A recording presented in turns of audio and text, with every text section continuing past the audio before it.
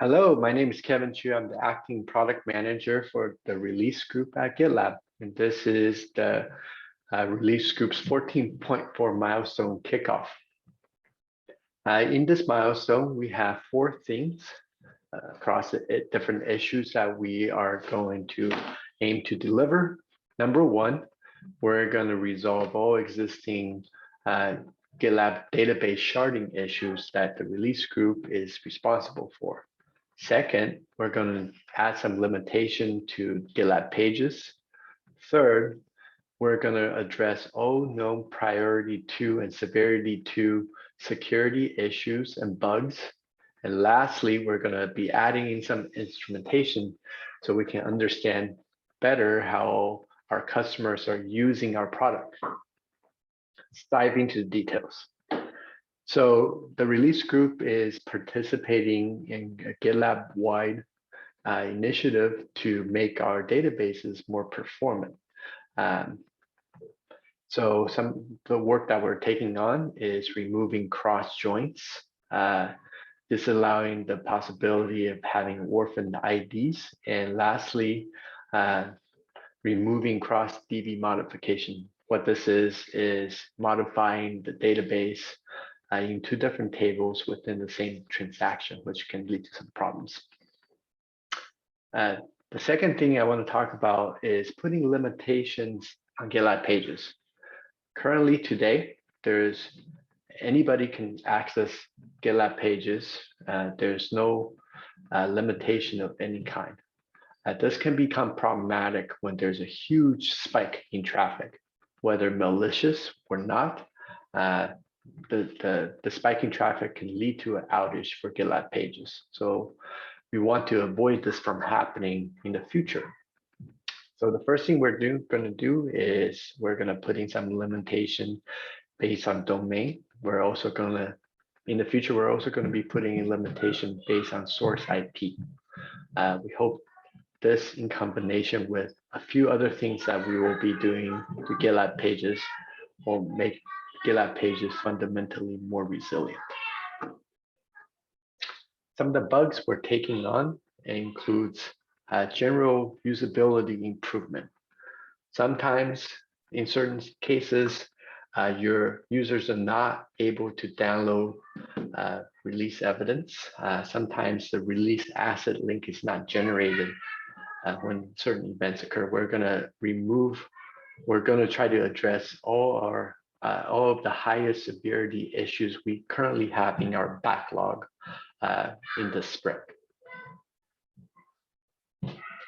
When it comes to instrumentation, currently we count the release group's SMAL or stage monthly active users as users who have interacted with the pipeline that has an environment inside of it, because environment is a proxy for a user that's using GitLab release features. While this is a good starting point, it undercounts the total number of people actually using release features. We're going to try to improve it by looking for people who have deployment jobs in their pipeline. And we're going to take that new information, aggregate that together with users who are using environment to better understand the total number of people who is actually using GitLab to deploy.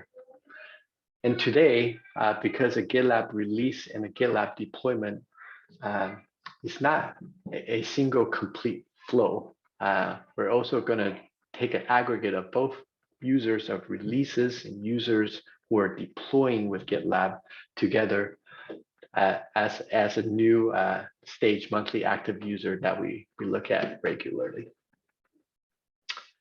Besides these things, we are also going to continue to work on environments.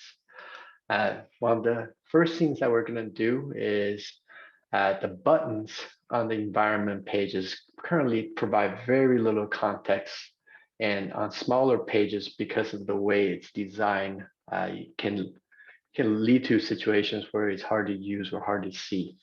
We're going to fix that by introducing a new button design. Just a preview here. We're going to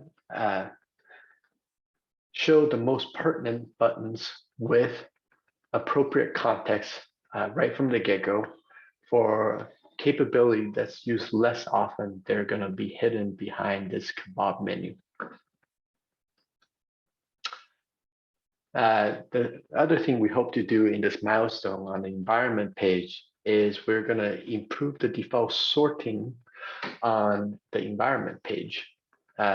When you have, or actually, this is a sorting of deployments. Right now, it's currently sorted by the most recent commits, but however, you can be deploying a commit that is a little bit dated.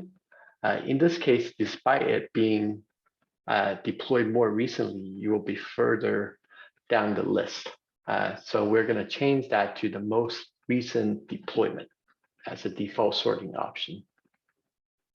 Looking forward a bit, we're going to continue to redesign the environment page to make it more user-friendly.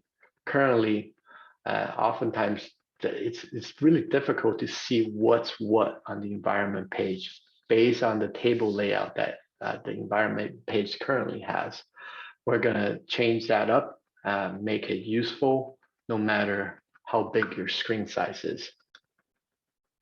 Other improvement that we have coming up that we're designing for currently is in 14.3, we introduced the concept of group level configuration for protected environments. This allows organizations to separate developers from operators, so developers cannot simply easily deploy to whatever environments within a single group. This is available starting 14.3, but in 14, in the future, we're going to be adding a UI to make that even easier to use.